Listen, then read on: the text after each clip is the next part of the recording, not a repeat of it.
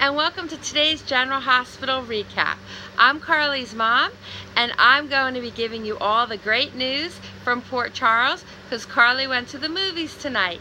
Please remember to subscribe to this channel so you won't miss any of the updates. So now for today's show. We're at Carly and Sonny's house and Morgan is sleeping on the couch. Carly walks in and wakes him up, and he's like saying that he's such a loser because he overslept and he's needed at Perks. And Carly's telling him that things happen and it's not really a big deal, but you can tell that she's worried about him.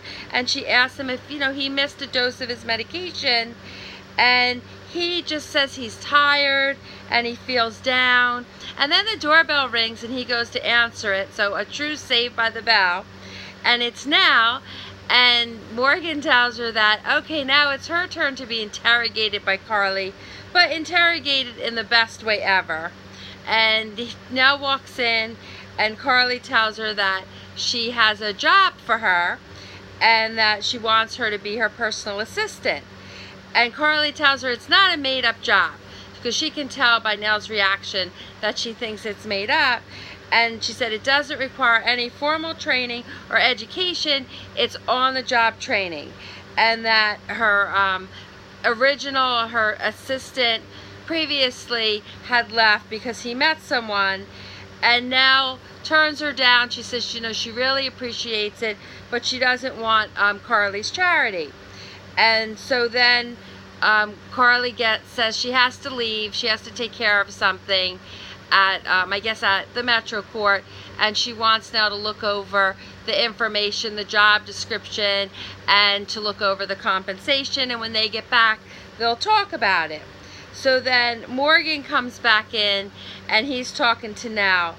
And Nell asks about Carly's last assistant, and Morgan's like, yeah, he was really organized. And that he sees that this is a really funny situation because Nell's just been offered a job and he just got chewed out from his job. But Nell shouldn't worry about it because it's not like he cures cancer or anything. He just serves coffee. And you know what I have to say? I feel really bad for Morgan because he's been trying so hard. This is Rebel. Say hello. Rebel, say hi to everyone. Rebel is Justice's brother, and he's joining us today. So Rebel is going to be here, and he'll probably peek in ever so often. But Morgan's been trying so hard, and he's taking his medication on time, and the fact that his medication was switched, he's just starting to go down into the dumps. But Morgan's fascinated by the way Nell is talking, and he asks her, how long did she know that she wanted to be a teacher? And she's telling him that she always knew, and he's hanging on to every word. And then he says that he likes school too, except for when it interfered with his partying. So he runs out of the room when Carly gets there, says he has to take care of something. You wonder what he's up to. And then Nell tells Carly that, she'll take the job. And then Morgan tells Carly when he comes back that he's enrolling full-time in college. Like when she asks him, he's like, I'm enrolling full-time in college, baby. And he has, her to thank for it, Sonny, everyone to thank for it now. And Carly asks why. And he's, says, because of the way she talked, and he knows this is what he wants, that he's going to be full-time in college. So now we're at the Floating Rib, and Griffin is asking Sonny about Julian, and he tells Sonny that he feels Sonny's the only one who's going to tell him the truth now that Anna is left town, because he spent so much time with Anna, and Anna kept him apprised of everything. So here's Rebel again. Aww, he hears a noise. He gets scared easily. So he's probably going to run away now. You'll probably see him jumping over in the back. So, he misses Anna a lot, and he's asking Sonny about the case, and Sonny's filling him in.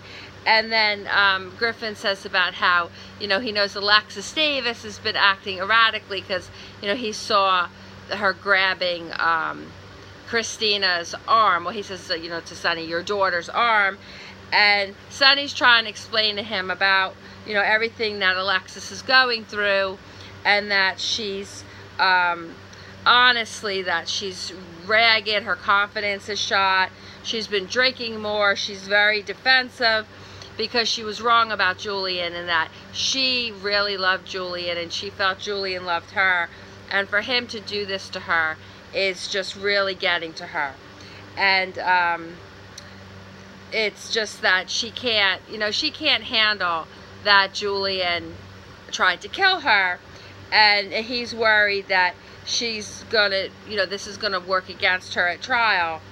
And he's explaining to Griffin that he always despised Julian, and that he knew that Julian was dangerous, and he was gunning for him right from the beginning when he came to Port Charles, and that he was doing everything he could to disrupt his business. And Griffin says, as a coffee importer? And Sonny asks him if he really wants to get this conversation sidetracked by talking about what Sonny does for a living and if it's illegal or not.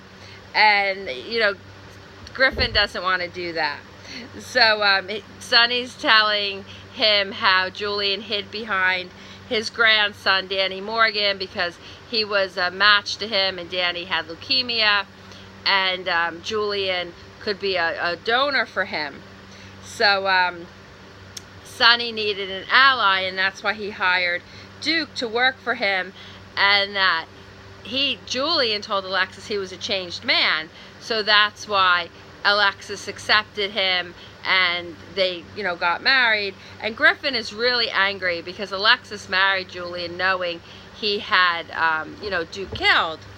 And Sonny calls Griffin on his anger, and he wants to know, because in the beginning all Griffin preached was compassion, and he says, well, he's not immune to anger. And Sonny says, well, Duke's death should make him angry, but he should be angry at Julian and not at Alexis, and that neither of them lived a blameless life. And Griffin goes like he did neither. So that, and Sonny tells him that Duke would have given Alexis the benefit of the doubt. So Griffin says, well, he's going to give Alexis the benefit of the doubt. And then Robert walks in, and Griffin sees him enter, and he wants Sonny to introduce them, and Sonny says that Robert hates his guts. But they go over, and Sonny introduces Griffin to Robert. And then Robert says that they saved him a trip because he has a message for both of them. So we'll have to see what that message is all about. So now at Perks, before Robert had came to the Floating Rib, he was at Perks with Dante and Lulu, and they're talking about Cassadine Island. And Lulu really believes the embryo is there, and she wants to go there. And Dante doesn't want her to. He's saying this could be a setup. And then he mentions the will, and Robert's very interested in the mention of Helena's will.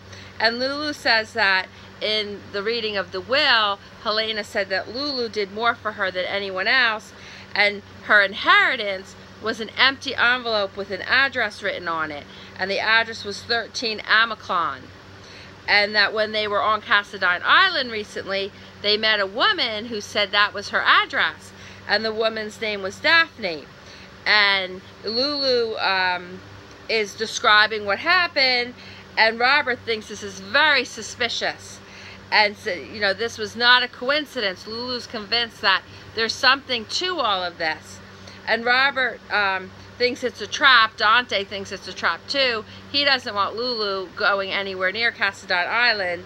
And then Robert gets up to make a phone call where I believe he's calling the WSB.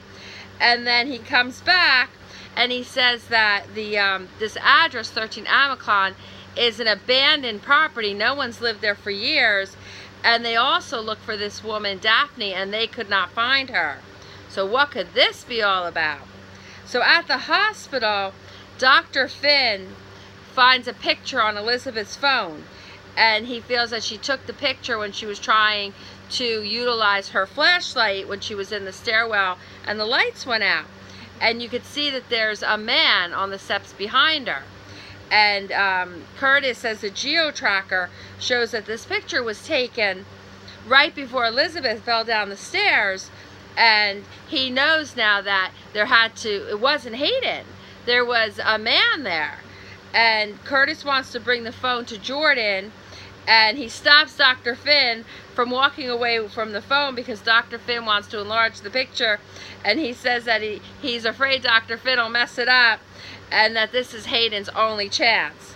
So they call Jordan, and so at the police station, though, earlier, Paul wanted to know why Hayden was not in her cell, and Jordan was looking, Jordan tells her she's holding her for in the interrogation room because she's trying to free some cells up, a bed in the cell for her, and Paul's being very adamant with her, and he says, I want this Elizabeth Weber attempted murder case wrapped up because the Julian Jerome case is starting tomorrow.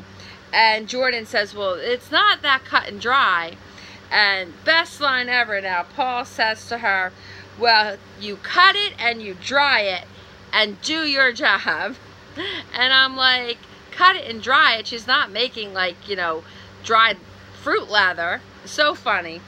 So then after he talked to her like that, I'm like thinking, I'm so glad he's not my boss. And then Curtis and Dr. Finn, they will come in and they give Jordan the phone and they show her the picture. So in the interrogation room, Franco's in there with Hayden. He's always breaking in places where he doesn't belong.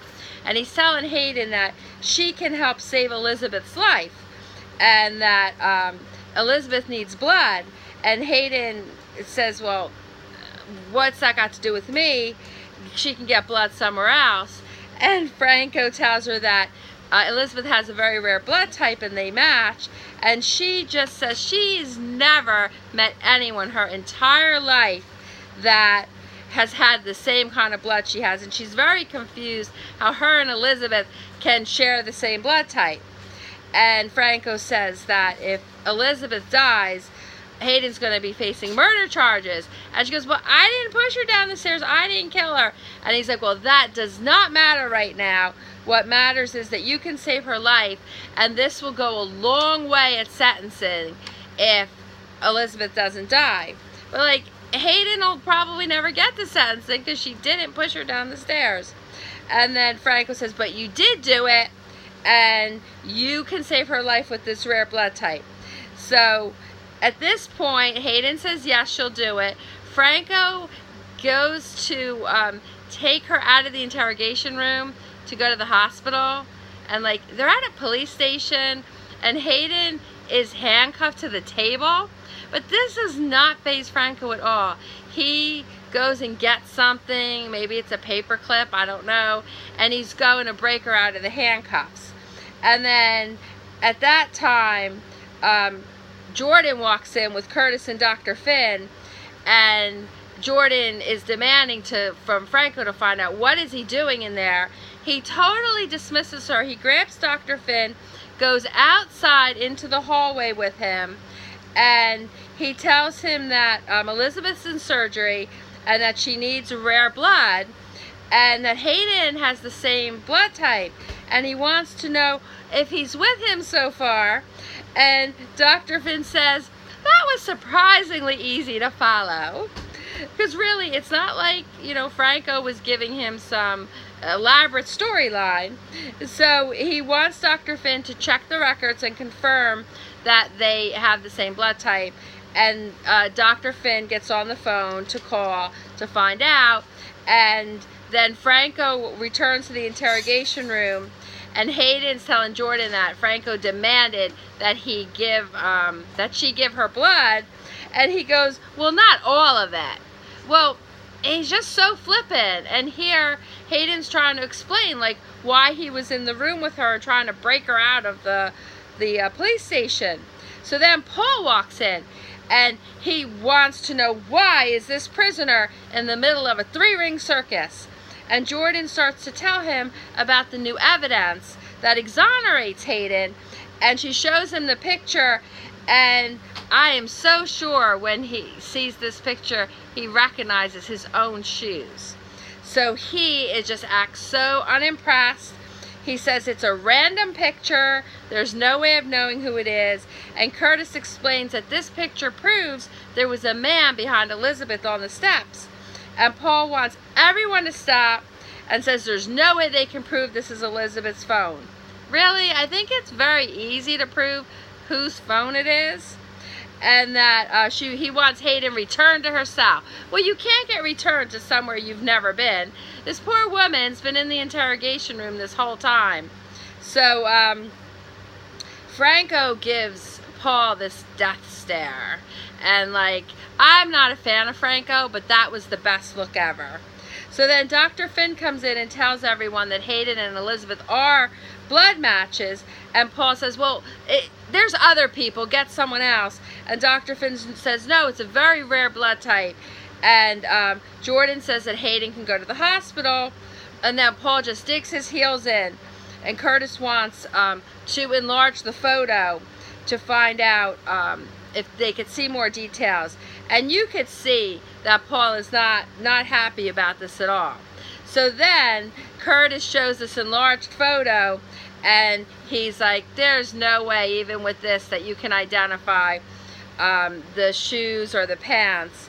And Jordan confirms that it's Elizabeth's phone, and then Paul wants to still hold Hayden, and Jordan says no, Hayden should be released. So even when she went to the hospital at that point, Paul still wanted her to be in custody.